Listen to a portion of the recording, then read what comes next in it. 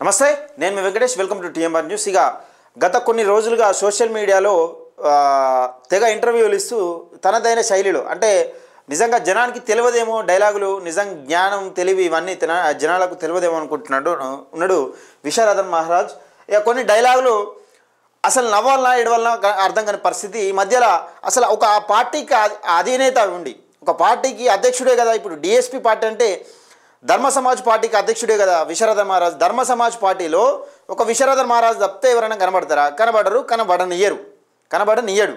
ఈ విధంగా ముందు కోతూ నిజంగా తన ఒక్కడే విశారదన్ మహారాజు డిఎస్పీ పార్టీ అంటే విశారదన్ మహారాజ్ అంటే డిఎస్పీ పార్టీగా నిజంగా ఒక పెద్ద దిక్కుగా తెలంగాణలో భోజనాలకు ఒక పెద్ద దిక్కు నేనే అన్న విధంగా దాన్ని ప్రజల్లోకి బలంగా తీసుకెళ్లాలనే నేపథ్యంలో పాపం అప్పుడప్పుడు కొన్ని ఆనిముత్యాలు రాలిపడుతూ ఉంటాయి. ఆ ఆనిముత్యాలు ఏదైనా తెలుసుకునే ప్రయత్నం చేద్దాం. దయచేసి వీడియో చూసిన ప్రతి ఒక్కరు లైక్ చేయండి, షేర్ చేయండి, మీ అభిప్రాయాన్ని కామెంట్ రూపంలో తెలియజేయండి. అసలు ఏ పార్టీ అధినేత అయినా కానీ ప్రతిపక్షంలో ఉంటూ సరే ఏ పార్టీ అధికారంలో ఉన్న అధికార పార్టీని విమర్శిస్తుంది ఎప్పుడు కానీ. ఇతను వెరైటీగా ప్రతిపక్షంలో ఉన్న వాళ్ళు ఏ పదవులు లేని వాళ్ళను, ప్రతిపక్షంలో ఉన్న వాళ్ళను ఏ పదవులు లేని వాళ్ళను పార్టీ గెంటి వేసిన వాళ్ళను, ముఖ్యంగా ప్రజల కోసం కొట్లాడితే పార్టీ గెంటి వేసిన వాళ్ళను, బహుజనుల కోసం కొట్లాడితే ముఖ్యంగా బీసీల కోసం కొట్లాడితే పార్టీ సస్పెండ్ చేసిన వాళ్ళ గురించి మాట్లాడుతూ సోషల్ మీడియాలో అవాకులు చెవాకులు వెళ్తున్నాడు. ఒకసారి తెలుసుకునే ప్రయత్నం చేద్దాం. ఇక్కడ విషయం ఏంటంటే, సిగ్నేచర్ స్టూడియోలో ఒక రిపోర్టర్ మిత్రుడు అడిగిన ఇంటర్వ్యూ అంటే ఒక క్వశ్చన్కు ఎలా సమాధానం చెప్తున్నాడో ఒకసారి తెలుసుకునే ప్రయత్నం చేద్దాం. ఒకసారి చూద్దాం. ఆర్ఎస్పీ గురించి ఒక మాట మాట్లాడిండు. మీరు అట్లా మాట్లాడతారు ఏంటంటే, ఒక డీజీపీ స్థాయి వ్యక్తి రిటైర్ అయ్యారు. ఆయనే ఒక ఐపీఎస్ ఆఫీసరు, డీజీపీ స్థాయిలో ఉన్నటువంటి వ్యక్తి, క్రెడిబిలిటీ ఉన్నటువంటి వ్యక్తి. మానవుడు కాదా ఏంది? ఐపీఎస్ అంటే మనిషి కాదా ఏంది? ఐపీఎస్ అంటే నాకు అర్థం కావట్లే. 100 సార్లు పాస్ అయ్యేవాడు నేను ఐపీఎస్ రాసినట్టయితే. ఏంది ఐపీఎస్ ఏంటి? దేవలోకం నుంచి ఊడిపడా ఏంది? అట్లా చేయబట్టే అట్లా కొంపారిపోయింది. అయ్యో, ఐపీఎస్ అంటే 100 సార్లు పాస్ అవుతాడు. ఐపీఎస్ అయితే మనిషి కాదా అంటాడు. ఎవరి గురించి మాట్లాడుతున్నా మీకు క్లియర్గా తెలుసు. సరే, ఆర్ఎస్ ప్రవీణ్ కుమార్ సారు నిజంగా బీఆర్ఎస్ పార్టీలో కోవడం అనేది అది తప్పే, ముమ్మాటికి తప్పే. ఎందుకంటే అదే పార్టీ మీద కొట్లాడి అదే పార్టీలో కోవడం అనేది చాలా తప్పు. నేను తప్పనే అంటున్నా. కానీ విషయం ఏంటంటే, ఆర్ఎస్ ప్రవీణ్ కుమార్ ఇక్కడ ఎక్కడ ఉన్నాడు? ప్రతిపక్షంలో ఉన్నాడు. ఇప్పుడు ప్రధాన ప్రతిపక్షంలో ఉన్నాడు కదా. ఆయన ఎలాంటి పదవులు అనుభవించలే. ఎమ్మెల్యేగా పోటీ చేసినప్పటికీ ఎలాంటి పదవులు అనుభవించలే. ఎలాంటి పదవి ఇండిపెండెంట్ అసలు నిజంగా ఒక నామినేటెడ్ పోస్ట్ కూడా ఎక్కడ కూడా ఆయన తీసుకోలే. అలాంటి వ్యక్తి గురించి నీకు మాట్లాడాల్సిన అవసరం ఏమున్నది? నువ్వు మాట్లాడాల్సింది ఎవరి గురించి? కాంగ్రెస్ పార్టీ మేనిఫెస్టో ప్రకారం బీసీలకు జరుగుతున్న అన్యాయం గురించి మాట్లాడాలి. ఎస్సీ వర్గీకరణకు సంబంధించి ఏమన్నా అన్యాయం జరిగితే మాలలకు మాదిగలకు ఇలాంటి అన్యాయం జరుగుతుంది, మా సామాజిక వర్గానికి ఇలాంటి అన్యాయం జరుగుతుందని నువ్వు మాట్లాడాలి కదా.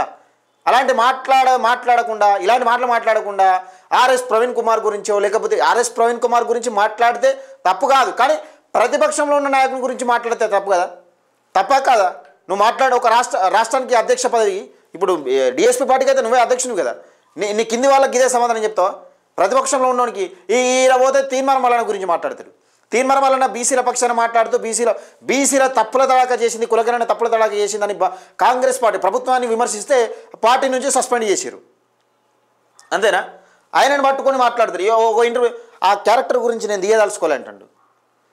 నీ షోక్ ఏంటంటే, ఈయన దగ్గర జ్ఞానం ఉందట, తెలివి ఉందట, దొంగతనంగా పోయి ఎత్తుకొచ్చుకున్నాడని ఒక జర్నలిస్ట్ అంటాడు, ఇంటర్నేషనల్ జర్నలిస్ట్. ఇంకో ఆయన జ్ఞానాన్ని దొంగతనం చేసిన ఇంకోడు అంటాడు, 10-12 పాస్ కానాడు ఇంకోడు అంటాడు.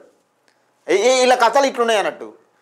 మనము ఒక రాష్ట్ర అంటే మీ లెక్క ప్రకారమే నేను ప్రజలు అంటున్న మాట కాదు ఇది. మీరు ఒక రాష్ట్రానికి రాష్ట్ర అధ్యక్ష పదవిలో ఉండి, అంటే ఒక పార్టీకి అధినేత అయి ఉండి ప్రతిపక్షం మీద కొట్లాడాల్సింది కాదు. చిన్నపిల్లల లెక్క వీళ్ళ ఎలిగేషన్స్ చేసుడు కాదు. ఒక ప్రభుత్వాన్ని ప్రజలకు ఇచ్చిన హామీలను 6 గ్యారంటీలు ఉన్నది కదా, దాని మీద కొట్లాడాలి. బీసీలకు జరుగుతున్న కామరెడ్డి డిక్లరేషన్ ప్రకారం బీసీలకు 42% రిజర్వేషన్ కల్పిస్తామని చెప్పింది కదా, దాని మీద కొట్లాడాలి. మీరు కొట్లాడాల్సింది దేని మీద? ఇప్పుడు ఢిల్లీలో ఆమరణ నిరాహార దీక్ష చేయండి. మరి లేకపోతే బీసీ కులగణన జరగకపోతే, బీసీ కులగణన నిజంగా 9th షెడ్యూల్లో పెట్టి రాజ్యాంగ సవరణ జరగకపోతే నిజంగా ఆమరణ నిరాహార దీక్షకైనా సిద్ధమని మీరు కొట్లాడుతూ అంటున్నారు కదా. 1,00,000 కిలోమీటర్ల పాదయాత్ర బీసీల గురించి చేస్తామని చెప్తున్నారు కదా. దాని గురించి కొట్లాడండి. మీరు కొట్లాడాల్సింది దీని గురించి కదా. పురా ఎట్లా అంటే కమిడియన్ లెక్క అవుతున్నారు. మీరు రాను ఒకసారి గుర్తు చేసుకోవాలి. మీకు చెప్పడం లేరో, మీకు సజెషన్ ఇచ్చడం లేరో, ఎవరు వచ్చారు నాకు తెలియదు. కానీ రాను ఒక కామెడీ పీస్ లెక్క అయిపోతున్నారు. గుర్తుపెట్టుకోండి. ఎందుకంటే ప్రతిపక్షంలో ఉన్న నాయకులను విమర్శిస్తే మీరు కామెడీ అయిపోతారు. అధికార పార్టీలో ఉన్న నాయకులను విమర్శించడం వల్ల ఏమైనా లాభం జరగచ్చు, ఎందుకంటే ప్రజలకు మేలు జరగచ్చు. కానీ మీరు అధికార పార్టీలో ఉండకుండా, అధికార పార్టీలో లేరు, మీరు ప్రతిపక్షంలో ఉన్నట్టు లెక్క. అంటే మీరు ఒక పార్టీకి అధినేత ఉండి ప్రతిపక్షంలో ఉన్న నాయకులను విమర్శించడం వల్ల మీరు ఫెయిల్ అవుతారు. సరే, మీరు వీళ్ళకంటే అందరికంటే గొప్పోళ్ళని నిరూపించుకునే ప్రయత్నం మీరు ఏదో మీ కింది కార్యకర్తలకు నిరూపించాలనుకుంటున్నారు, కార్యకర్తలకు తెలపాలనుకుంటున్నారు. కానీ అది మీ క్యారెక్టర్కే భంగం అయ్యే అవకాశం ఉంటుంది, మీరు ఫెయిల్ అయ్యే అవకాశం ఉంటుంది. ఇంకా ఇంతకన్నా లోతుగా వెళ్తే మీ గురించి కూడా వాళ్ళు కూడా మాట్లాడే రోజు వస్తుంది. దయచేసి మిత్రులారా, విశ్వనాథన్ మహారాజ్ మాట్లాడింది కరెక్టా తప్ప అన్నది మీ అభిప్రాయాన్ని కామెంట్ రూపంలో తెలియజేయండి. తప్పకుండా మన టీఎంఆర్ న్యూస్ ఛానల్ని సబ్స్క్రైబ్ చేసుకోండి. టీఎంఆర్ న్యూస్, పేద ప్రజల గొంతుక.